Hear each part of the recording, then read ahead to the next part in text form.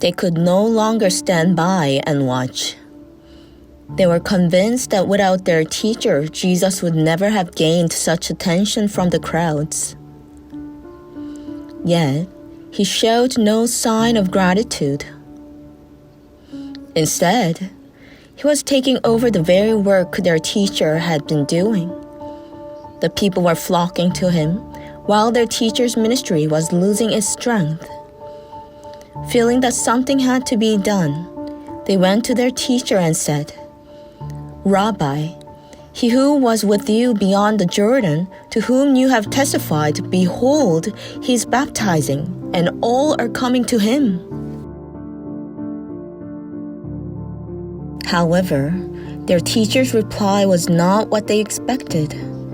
"He who has the bride is the bridegroom, but the friend of the bridegroom, who stands and hears him, rejoices greatly because of the bridegroom's voice. Therefore, this joy of mine is fulfilled."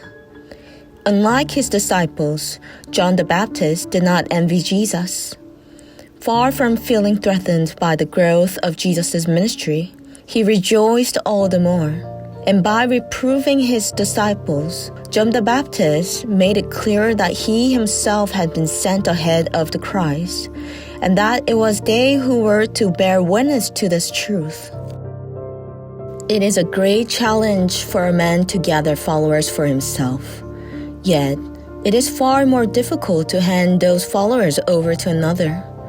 John the Baptist was the one who did this very thing. "He must increase, but I must decrease." This confession of his was fulfilled in the course of his life. He baptized Jesus, preparing the way for him, and afterward he was imprisoned and met a miserable death. In the eyes of people, he may have seemed cursed. Yet the Lord declared that among those born of woman, none was greater than John the Baptist.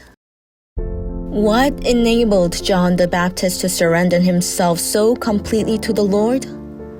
It was that he clearly understood Jesus was not born on earth as he was, but had come from above. What Jesus testified about God was what he himself had seen and heard. And whoever receives his testimony comes to know with certainty that God is true. He is not only the one sent by God to speak his words through the Spirit, but also the Son whom the Father loves and into whose hands he has given all things. Before such a one, what reason could there be to seek one's own benefit or glory? The same is true for us who have been saved by the Lord's grace. The Lord not only redeemed us from our sins, but also entrusted each of us with a duty to bear. This is both God's will to save more people and a gift given so that we, who have received forgiveness, may safely reach heaven. As we carry out this duty for the Lord's glory, our own glory may fade, and at times, no one may even recognize what we do. Yet, we must not be discouraged. Instead, let us rejoice. If we decrease while the Lord's work prospers, let us rejoice. If the Lord's name is glorified, even if our own name is forgotten, let us rejoice.